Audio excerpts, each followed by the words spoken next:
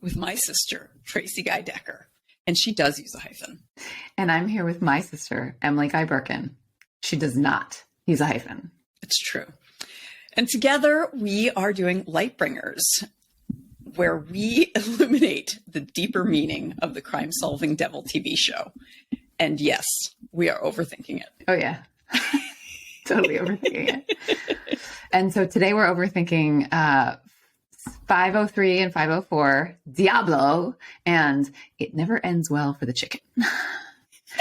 So, and these are actually, it's really interesting that they ended up paired for us because they're an interesting pair in terms of like the writers kind of playing with the conventions of the show and like twisting it a little bit, which is kind of fun. So should we start with Diablo? Yes, let's start with Diablo. I would like to say, and nothing to that actor, but the guy they chose to play Diablo is not even remotely handsome. Agreed. He's not. With the blonde. It just looks stupid. Yeah. Like bro-y. Like, yeah. Lucifer's not bro-y. He's not bro-y. Yeah. So I like the character they've created is kind of fun. Yes. But the actor, I'm like, why would they choose him? But then they were going to replace him with Ice-T. So, well, and also like, I mean, like they were both like sort of super caricaturized because you know the Christy Dancer, that actress also doesn't look anything like no. Except that she's blonde. But so, I think it was intentional in part. I'm sure. I guess. I'm sure. One thing that was interesting, like naming that we never learned the actor's name. They refer to him as Diablo the whole time, and they refer to the actress playing Dancer as Dancer the whole time. I mean, at the end when Chloe's talking to the Dancer actor, she says the actor who played Diablo, but they never say his name, which is really interesting that they chose not to name them. Especially since it was like a weird sort of meta episode. Like they didn't want us to be thinking about Tom Ellis and Lauren German. They wanted us to stay in character, but they did want to talk about the fact that it was a TV show. So I found that like an interesting detail. And we had the names of both of the showrunners, and the dead guy, was that actually Joe, or did they just, is it somebody who just looks like Joe Henderson? I don't know. I didn't even think of that. Because I know Joe shows, like, he makes a cameo in season 6 as one of the prisoners. We'll get to it. So, and Ildi has made a cameo before when Amenadiel is trying to make friends, and she's typing in a cafe, and he like freaks her out. Yeah, so I don't know if that was actually Joe Henderson, but like bald dude beard, like showrunner. Yeah. So I don't know. It was sort of interesting. Some of the meta aspects of it I found really, really interesting and just fun, which is the point. I mean, it was like this season was almost like a gift because they had been canceled and then moved over to Netflix. And then are they going to get another are they going to get another season or not? And blah, blah, blah. So yeah, I thought that was pretty interesting. Yeah, there's definitely some fan service. Yes. So the other thing that was interesting too was the fact that the way that Christy Dancer was portrayed was that she was a bumbling idiot. Just beautiful and eye candy. And that is very much not how Lucifer would have described Chloe Decker. And so it's curious that is the direction the TV show went. And if I could overthink it for a moment, I do feel like some of this was pointed commentary from the showrunners about how it felt to be on Fox. And so like the fact that they wanted, like, I don't know for sure, but my suspicion is they wanted a love triangle in season 3. And so they were kind of making Chloe look different than how they had imagined her, with the way that she reacted to Pierce and things like that. that's very much a guess on my part, but there are definitely things that I know that the showrunners did. There were things that the showrunners did in season 3 only at the insistence of Fox executives. And so that I have wondered if that, the fact that the Chloe character in Diablo was an idiot and had been like a pole dancer. She was hypersexualized. Yeah, she wasn't just. I mean, like Chloe did take her top off in a movie as a young person, but like Christy she's a stripper, and like one of the only lines of dialogue we actually see her deliver is "I'll polish your bugle anytime." Yeah. So, yeah, or through Lucifer, can I put my bra back on? Yeah. Yeah. Yeah. So, and that is one note that I feel like is a little bit off, in that Lucifer is like, oh, wow, this show's pretty cool. And I feel like he would be. You think he would be offended on her part? Offended on her part. Well, on her behalf, I mean? On her behalf, yeah. Or at least be like, wow, this isn't you at all, or something like that, Maybe. Although he's such a narcissist and he was so enjoying the Diablo representation of him. Yeah. He might have, like, it doesn't feel wildly out of character that he wouldn't, especially since he's feeling like things aren't going the way he wants them to with Chloe in their reunion. So I don't think you're wrong, but I also don't think it's like that. Like, there have been other moments where we're like, that wouldn't have happened. Right. I'm not feeling that. On that True. Yeah. Yeah. Although the moment where he and Dan and then Ella are like, they have the script and they're playing.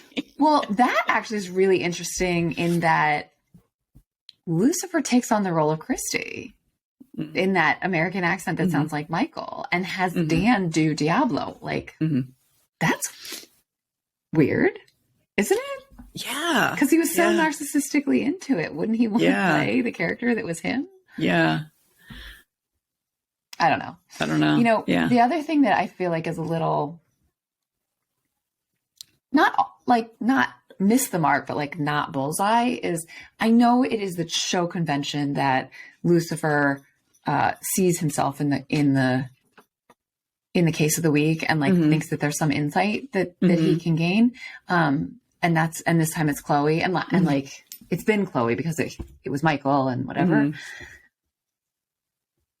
The match of the actress playing Christy Dancer being controlled or being there only at the service of the Diablo character, like, just doesn't feel aligned enough for Chloe to actually put any weight in it, especially since we know that Chloe is a former actor. Like, that part, it didn't mesh. Even with like her disappointment when she says to Lucifer, I thought I had found someone who could help me kind of process this. That's not the word she uses. I was wrong. Like, I just don't believe that she would have put so much stock in what that actress would have to say about having worked on this this show. Yeah. So that did feel a little, I mean, it fit the convention of the show. Sure. But it didn't fit what I know about the character of Chloe Decker. Yeah. Well, it's also, she is in a life altering situation. She was not supposed to exist and was created for a specific purpose. She's having a literal existential crisis. Exactly. And the woman playing Christy Dancer was stuck in a show with a contract she didn't like. Yeah. And like, I completely comprehend how that can make someone feel powerless. You know, if you feel like you're stuck in a career situation, you know, I don't comprehend killing people over it, but I can I can understand like that sense of feeling trapped, that sense of feeling like you don't have any control. But there are ways out. Yeah, always. You know, there's always people break contracts all the time. All the time. And so like I know her feeling is like, well, if I break this contract, my career is over. Which and again, I kind of have a comprehension that Hollywood is like that, where, you know, if you are someone who ends up breaking a contract, that's going to be a black mark on your. No, if career. we overthink it, the thing she was excited about was an indie film. Yeah. It wasn't a WB. It wasn't a Warner Brothers project. Yeah. It was she names it as a small indie film. Mm-hmm. So if we're overthinking it. Yeah. But then again, like, it's also like, I can imagine Warner Brothers is among like the top 3 or 4 people or entities you don't want to piss off. Yeah. So I also can't imagine killing someone over a job. No. I mean, thankfully, I'm glad I can't imagine that. That actually feels like a solid mark, like a one for Tracie. I don't know, like it's yes, but it's not something we'd put on your tombstone. No, that's a pretty low bar. Yeah, agreed. So, I would like to talk about the fight scene between Lucifer and Michael, just because I have no idea how they did it. Yeah. I think CG must be involved, like to change one of the actors' faces, like one of the fighters' faces. Yeah. Tom Ellis's. Yeah. Also, Tom must have been acted it twice against a different like a stunt double or whatever. Yeah. Yeah, that's pretty cool. It's also like, what a testament to what a fantastic actor he is physically, that like I believe that is a different person. And I'm like, like Tom Ellis is my sexual orientation. But as Michael, I'm like, no. It's funny. Hard pass. But it's the same man. It's the same man. How is that possible? I know. He's just so good. He's so good. I mean, it's so, I think I've probably said this before. I don't know if I've said it on the show or not, but I remember when Ellis was up, like nominated for an award for like best villain for some TV show awards ceremony. And I was like, Lucifer is not a villain. And then I was like, oh wait, Michael.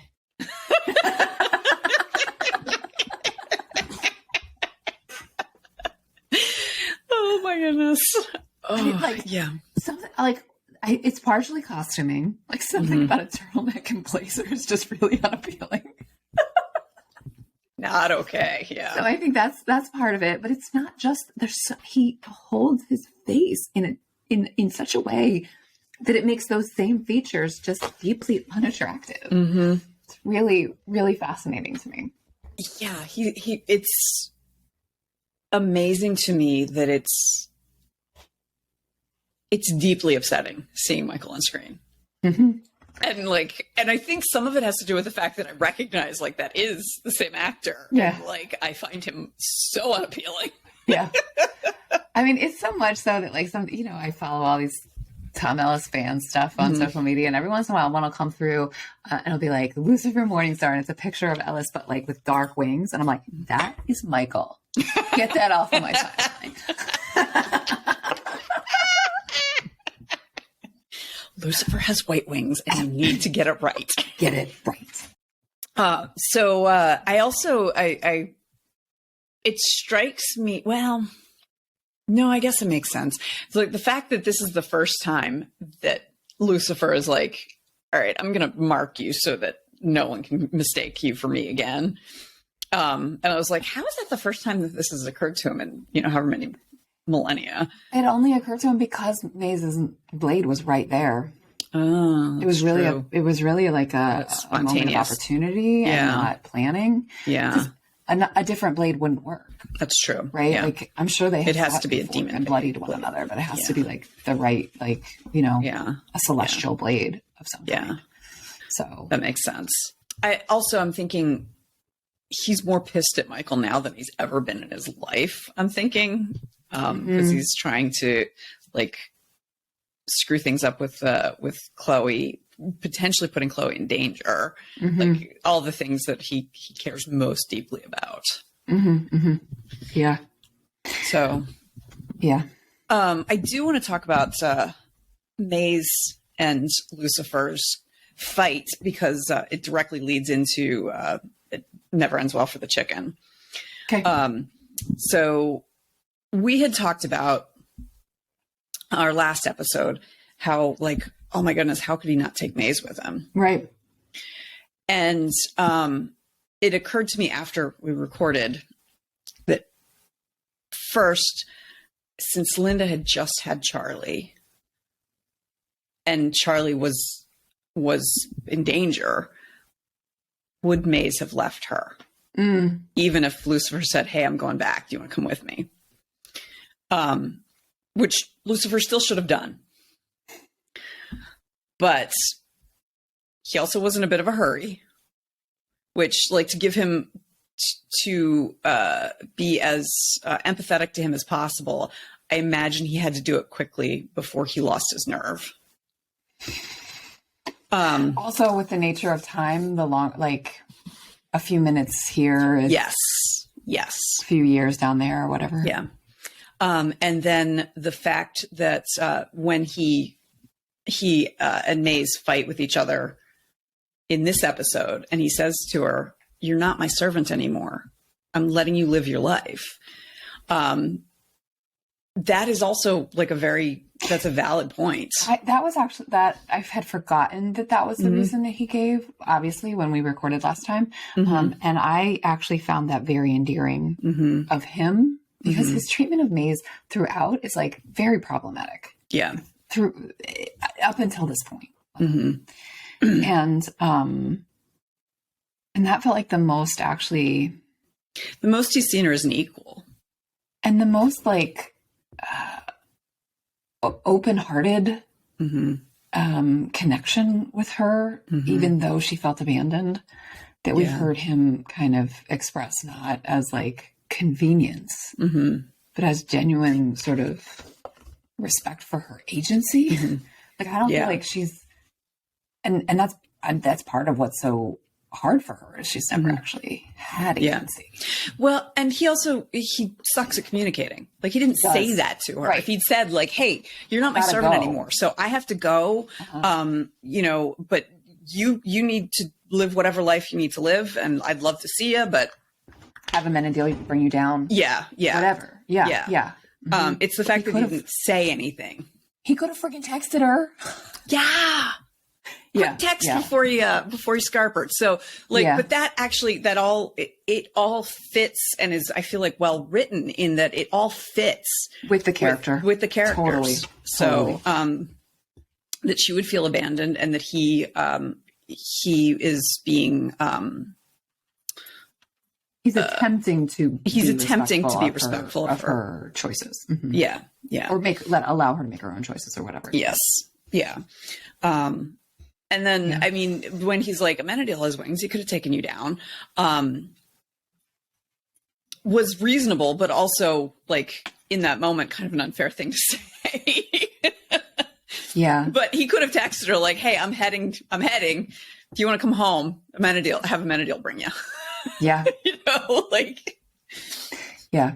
Yeah. It does sort of make her abandonment her fault. Yeah. Well, let's get into It Never Ends Well for the Chicken. Oh, okay. God, I love that episode so much. I love it so much. First of all, I love Trixie and Lucifer. She's adorable. And like their relationship is adorable. And I think she's really like grown up, like lovely. I mean, the 6 or 7 year old that they cast, like now at whatever, 12 or 13, she's just she's pulling it off. Yeah. I guess Yeah. She's, yeah. Well, and it's tough because with child actors, you never know. Yeah. So, and she does a great job. She also, like, I feel like they do a good job of,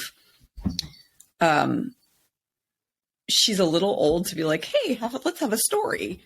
But then the fact that this was predetermined with Maze, that makes it it makes so much sense. Yeah. And then Lucifer wouldn't know that she's a little too old old for a for story. that. Yeah. Mm-hmm. Yeah. So, but I want to talk about like Lilith and her motherhood.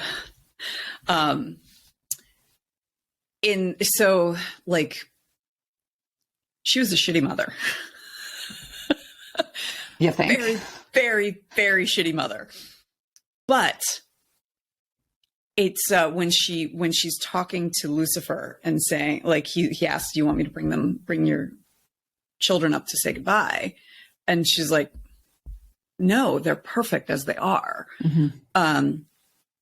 There is kind of a fierce maternal pride in that. Mm-hmm. And it's understandable why she did what she did. Yeah, it's her trauma response. Yeah. She's trying to make sure that they don't go through the trauma she went through. Yeah. And so instead subjects them to a different trauma. Different trauma. Yeah. Which, I mean, that's so common. That's how trauma works, unfortunately. Yeah. So it's, you can be so much more sympathetic once you understand that. But as her child, there'd be no way of understanding that or getting to that moment of sympathy. Mm-mm. Mm-mm. And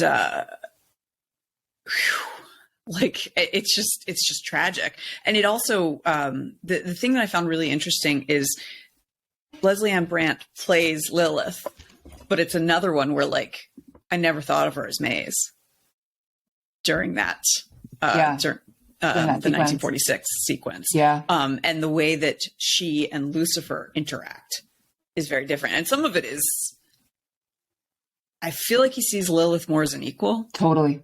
Completely agree. Yep. And some of that is, I mean, they've both been around forever, I guess. I mean, like, not forever. Or close to it. Close to it. He's older than she, but not by much. I mean, in the scheme of the cosmos, not by much. Yeah. And so the fact that he wears the ring because it reminds him of a friend is awfully endearing. It's also so upsetting on Maze's part. You know, he's got something of her mother's that she has no way of knowing about. Yeah. And every day she sees it. Yeah. And she would presumably would have noticed when it showed up on his hand. Oh, that's a good because point. her relationship with him would have predated 1946 or whatever it was. Yeah. That's a good point. So while we're overthinking this episode, you're going to get into the stuff I don't want to think about. Yeah. I will avoid that, but no, we can talk about it. Well, like what he owes her for is his army of demons. And we've talked about the fact that, like, in Jewish apocrypha, you know, the sort of Jewish sources indicate that he is the father of those children. Although some sources say perhaps it is sleeping human men.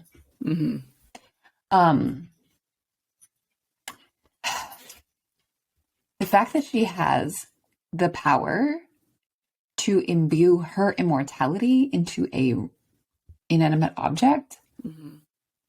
What? Well, so what is the story of her creation? Because I know, like, in Adam the beginning, God created humans, male and female, created he them. Okay. And that's all we have.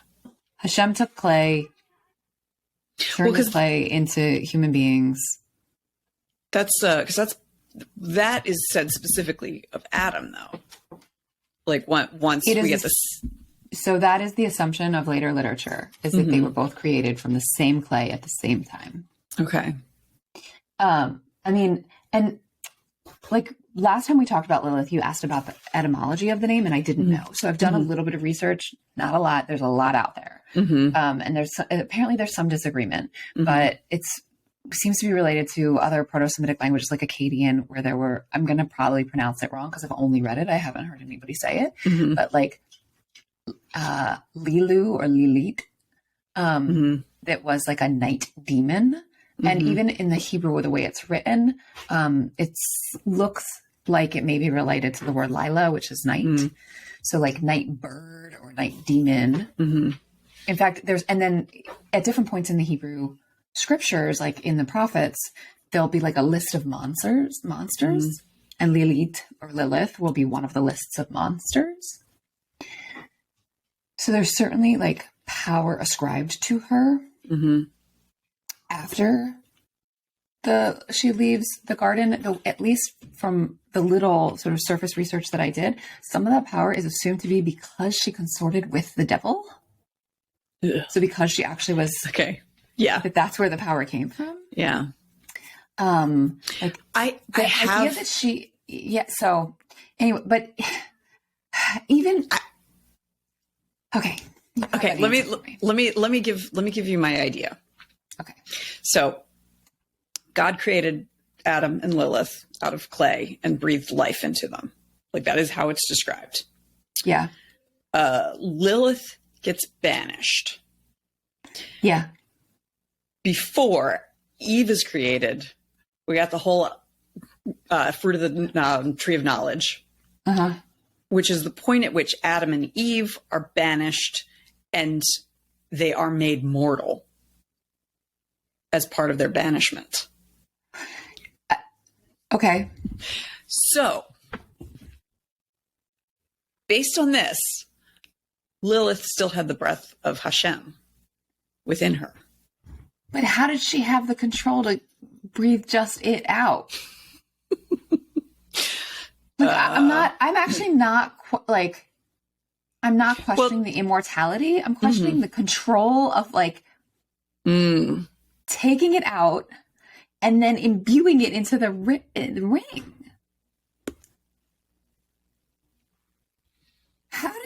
What?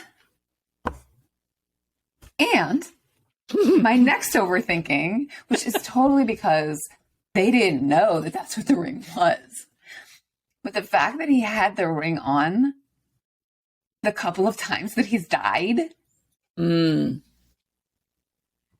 wouldn't have died, or he came back because of the ring, not because of the other efforts to save him. Like in the first season when Malcolm kills him. Yeah, and in the second season when he goes to hell. They kill him so that he could go get the formula for the antidote. Like, or even like the one where in Lux he gets shot. Oh, yeah. Like, he had the ring on all 3 times. And it doesn't make her invulnerable, but it does make her immortal, one presumes. I'm presuming. Yeah. I mean, maybe it does actually make her invulnerable because the Gertie, she said you were shot 6 times. Yeah. And she survived the volcano. Yeah. She didn't talk about it the way that like Cain had talked about surviving the volcano. Yeah. That was a tough 6 months. Yeah. Well, and the way that that Lucifer proved that it didn't work was he shot Willie the Sausage King in the foot, which, is. Well, the ring hadn't been imbued yet, so it didn't. Well, no. Yes, but what I'm saying is. Oh, he proved that it didn't work. It proved that it didn't work by doing that. So presumably it did make her invulnerable. So, yes. Yeah. So there's some inconsistencies here if you look a little closer. So, and it's going to come up again in 6, the ring is. So, yeah, I don't know. But I, like those things about Lilith and the ring, like, I I mean, it was fun, the black and white in the 40s and whatever. I love this episode. I think it's fantastic. I love the backstory for the ring, even though it does create some plot holes. And some continuity issues. I'm more than happy to hand wave away the plot holes. Got it. Yeah. And one of the, like, I'm willing to have it be like the immortality in the ring has to be chosen to be activated or something. I don't think that's going to carry us in 6 when it works. Cause because he doesn't, it surprises him. Yeah, it's true. I mean, we'll get there, but we'll get there. So I don't know, but I in part because the ring is part of Lucifer's wardrobe because of Tom Ellis. Right. If I remember correctly, I think that they had him all kitted up for it, and he's like, needs something, and he picked out like the ring from wardrobes or prompts or something. Yeah. And so, and there's the very first time we meet him, we see him like tapping his fingers on the steering wheel at the very first episode, and we see that ring. Yeah. So, and it was just kind of not a throwaway, but it was just something that, completes the look. And here we have this lovely backstory that fits character wise. Yeah. Even if it creates plot holes plot wise. So I also want to talk about Jack and Cheryl. Yes. Of the episode, right? Yes. Because we've talked before about how there seems to be some anxiety about the idea of being lied into friendship. Right. Like, I feel like, I mean, it's not just this show, right? I think that like just Hollywood had me thinking that people being paid to be my friend would be like a much bigger problem than it has turned out to be. Yeah. Or maybe I just don't know. And I never have been revealed that people are being paid to be my friend. I don't know. But actually that, with what's going on in the sort of overarching story with Chloe realizing that she was a gift, it has a different sort of resonance than it has in the past. And in this show, Chloe was hurt badly when she realized that, the Maze and the other, I think it was just Maze, were being her friend. Well, and she assumed it was everyone. Because Lucifer was paying them too or something. So that sort of sense that someone would be only likes you because they are paid to have to in some way. Yeah. And then the sort of overarching story about her being a gift like adds an extra layer to it. Like the question of like, is this real? Which you and I have talked about a lot because of this show. Because of the same plot device actually, where Lucifer was like, I thought it was real and now I don't think it's like sort of the criteria for what is real and what isn't when it comes to relationships and emotion and affinity and affection. I have had that thought as a parent in some ways. So my eldest, his favorite color from the time he was like a year and a half old was red, like just loved red. And so he went through a period when he was like 2 where he insisted on wearing a red shirt every day. He had to wear a red shirt, which I was like, please do not join Starfleet. So when his little brother came along, I found it a lot easier to color code things so I could quickly know whose was what. And so I assigned my youngest the color of blue just for easy color coding. My youngest favorite color is blue. And I'm not saying I feel guilty, but I feel a little weird about it because I'm just like, did you actually like the color blue or was it assigned to you? And like, it doesn't matter. It really doesn't. It's a color. But I've had similar thoughts about, say the youngest has expressed interest in art. Like we went on vacation and I let him use my phone to take pictures and we realized he has a very good eye, which I told him and then he told everyone. he was 8 at the time, and we'd see other people who were trying to take pictures. Like, oh, I can take it for you. I have a good eye. I have a better eye than most people. Anyway, but because of that, I have been, I'd buy art related, like art supplies for birthday gifts, and am encouraging him to really enjoy and explore that.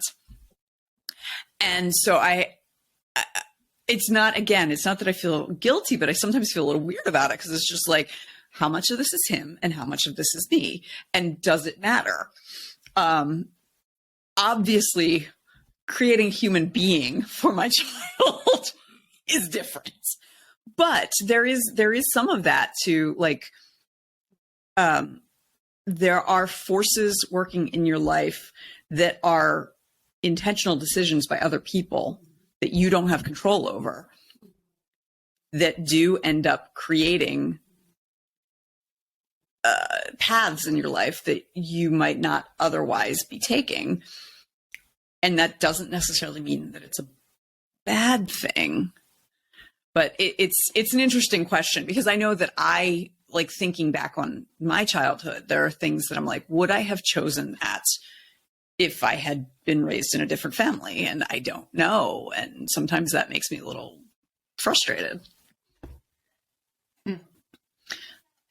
So that's, it's particularly with the Jack and Shirley situation. What's interesting is that Jack's sergeant, or his army buddy, but who is his captain, his commanding officer, captain, specifically hired Shirley to help Jack get over his PTSD. Well, shell shock is what they called it at the time, which is actually very in keeping with, like, how 1940s people would think of things. Absolutely. Obviously Jack is not over his trauma. But what the captain was doing was actually really trying to be a good friend. And how he went about it was weird and heavy-handed and kind of gross. But he actually did Shirley was someone that Jack would like. Yeah. And I looked it up because, I work in financial media, and I was like, so how much is $20 in the 1940s? $1946? It's $300. Oh, wow. So, and then the $12 for the Anubis ritual is $180. Oh, wow. So it's real money. Yeah. Which makes sense. And Can we talk about the Anubis? Yes. It is bizarre to me that the Wiener King, or whatever he was, Prince, thought that, like, this ancient Egyptian thing would work for Lilith's ring. Like, they're two different mythologies. She's not known to be. Wait, so it's what would they call? They called it the Ring of Lilith. Ring of Lilith. Okay. I mean, they were saying she went by Lily Rose, but they called it the Ring of Lilith. And because that's what D.B. Woodside as Melvin the Magnificent is like, do you have a Ring of Lilith? Because I have many customers who would pay for a passing fake. Yeah. Yeah. Yeah. So they called it the Ring of Lilith, but then they were doing this ancient Egyptian, which is like, if I'm overthinking it, is an interesting statement about human mythology, all actually sort of like in a Baha'i kind of way. Like the Baha'i faith believes that we all are actually talking about the same God. God just reveals themselves differently to different people. Like in that sort of like idea of cosmology. Well, I do feel like it fits with very American othering of of any culture that they are unfamiliar with. So Yes. like when was Tutankhamun's In the found? 20s. It was the 20s, yeah. Wasn't it? So yeah, I think that's right. So Egypt was like, I'm sure still like, wow, this is really cool and big, and let's unwrap a mummy and stuff. Right. And 20 years later. Yeah. And totally. so that would and the very Orientalism of the time. And Yeah. Mm-hmm. In the same way, like white people would like unwrap a mummy and like make tea out of the dressing and stuff. yes. Well, and they'd have parties where they'd like, Ugh, which what's wrong with us? I don't know. As a species. I know. Well, and it's, yeah. Even the idea, like, grave. Let's look. It's somebody's body. Like, how are you? I know it's a grave. Yeah. But don't worry, it's a foreign body. it's not real. It's not one of us. Aunt Margaret. So it does remind me a little bit of, if you remember, movies in the 1990s seemed to think that computers were magic. I feel like in our imagination, we as humans like latch on to something like, oh, that's something I don't understand, so it must be able to do anything I can think of. And so, you know, we lived through the magic of computers in the 1990s, where we just like, yes, two boys could, you know, put in pictures of hot women into a computer and it will manifest, what is that woman's name? Kelly LeBrock. Like, and it was, the word science was in the actual title of that movie. It was. Which, okay, that I think they knew, like, we were all like, okay, yeah, this is just ridiculous. We just want to. Right. I think that was sort of like Hot Tub Time Machine. Yes. I don't think they Yes. However, so that was ridiculous. However, the movie Sneakers. Do you have any memory of that movie? I do, because the first date I ever went on was to see Sneakers. Hey, Jared, if you're watching. So in that film, they are like trying to break into something, and they need a voice, like a voice recognition, saying a specific phrase, like my voice is my passport or something like that. And so they have there's the one woman in the heist group go on a date with the guy whose voice they need, claiming like they hack into a computer dating site. And so, you know, she's trying to get him to say all those words. Words. And then at some point things go wrong and they end up seeing the guy's boss. And the guy's boss is like, oh, wow, you guys are on a date. And he's like, yeah, this is, you know, computer dating set us together. And the guy's boss is like, there is no way that would happen. So like, and at the time it's just like, oh no, they've been caught, they've been made. And like, now I'm like, what? So that's what I mean, like, where like computers are magic. Yeah. Or like, do you remember War Games with Matthew Broderick? Yes. Where it's like the computer, I mean, like, maybe AI today, maybe. But even then, there'd be so many fail safes in.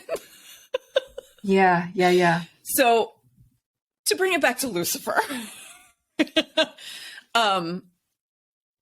human imagination always latches onto whatever is newest in the zeitgeist, right? As like, and so in that sense, the ancient Egyptian fits take perfectly. Actually, like historically, like nice research, work on the part of the writers. Yeah, I guess so.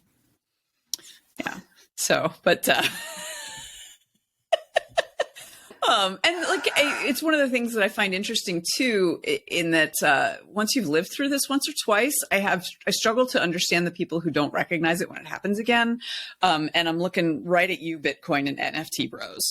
Now the ones who are like 20, I'm like, okay, I'll give it to you. You haven't lived through It's your first time through. It's your first time, but please remember this This will not solve war and poverty and fix the pipes in Flint, Michigan, which are all things people have claimed Bitcoin will do. Right. So anyway, but even the 20-somethings were like, can you just stop for a second and think about, like, does this really fit? Can you, like, you've got A, Bitcoin, B, question mark, C, everything fixed. Yeah. It's like that old Far Side where, like, he's doing like a math proof and then it says, and then a miracle happens. Yeah. Yes. All right. I'm going to bring us back because we've been talking for a while. We did have a couple of hiccups, but we've been on for a minute, for a long minute. So I think I'm going to ask us, unless you have anything else substantive. No, I don't think I have any other substantive. I just could, appreciation post for it never ends well for the chicken. Let's do some fluff. Some fluff. So my appreciation post from Never Ends Well for the Chicken is Leslie Ann Brandt's like upper chest and décolletage, like her collarbones and like her skin is like perfect. And I know like it's black and white, and she's a professional actor and she had professional makeup artists there, but like it was like silk over her collarbones, and I just was like, and her neck, it was all just like, the woman has never had a skin tag. Wow, I know. And she's wearing that dress that comes really, really low, so she's like, so you see like a big expanse of it, and it's just she is just amazing. Yeah, so that's my fluff. I just was like, really like mesmerized by just how gorgeous her skin. Those dresses are just amazing. Also, Rachel Harris's hair. As Gertie. Yes. Awesome. I love her. The dress she's wearing too is amazing. It's the Chinese sort of style. Oh my gosh. Closure. Yeah. Awesome. She glows. Yeah. Yeah, absolutely. Yeah, that was pretty great. So, my fluff is both Tom Ellis and Lauren German look hot as hell in 1940 suits. They do. Yeah. I mean, like, yeah, Lauren German pulls off the sort of androgynous look really, really well. Yeah, she looks nice. She yeah.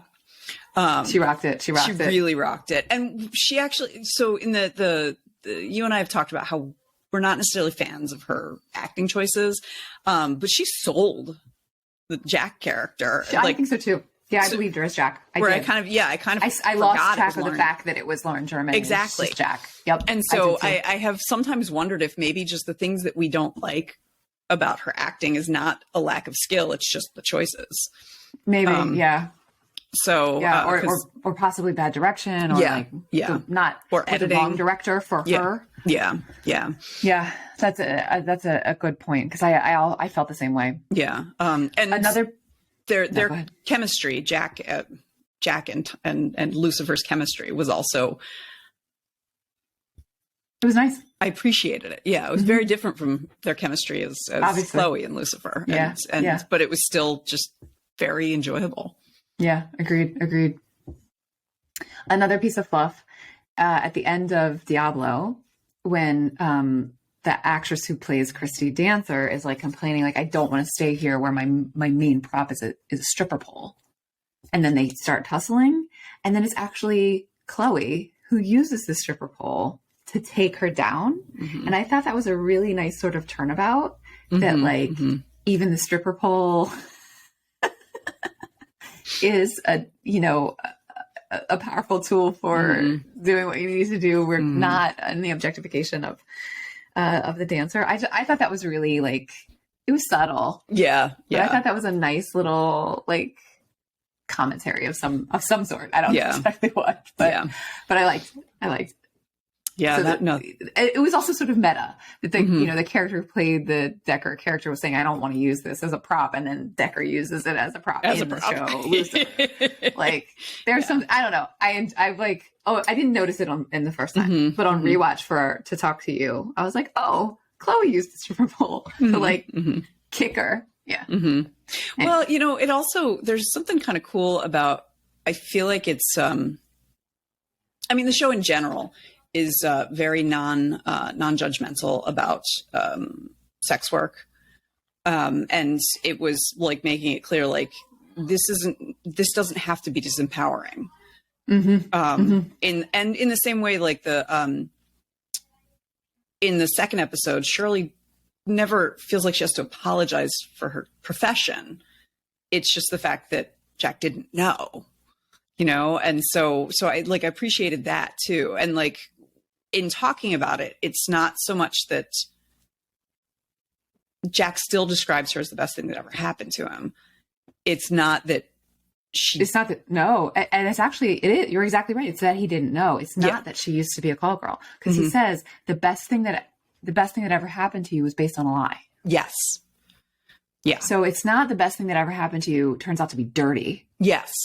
And which is, I think, another way that it could have been written. Yeah. And even like, I mean, Jack doesn't like it when Lucifer's like, oh, think of all the firemen and all of that. Right. Like that. But that's more of the, like, that's my wife you're talking about. Please stop. You know, rather than like, ew. It's more just like, I just don't want to think about that because I don't want to think about, you know, the person I love in situations like that. Rather than like, she's a bad person or anything like that. Right. Yeah. Right. Kevin Alejandro. Oh man. Is really the sausage king. He did such a good job. So good. Because He did he's such such a goober here. And like that man is like remarkably handsome. He's very handsome, but not in this episode. I mean, they did that on purpose. I know. That, like parted down the middle and the hair and yeah. But, and his like, oh, I'm too rich to go to jail. Yeah. He did a great job. Oh my goodness. It also felt like he was having fun. Yes. Which I appreciate. I love it when you can tell someone's like, I feel like Amy Garcia was having fun too. Agreed. Agreed. So the, also like when he gets shot in the foot and he goes down and he goes, my stomach. And the way he screams. Yeah. It's pretty great. The line of like, there's something you remind me of. I can't quite put a finger on it. Shower, but French.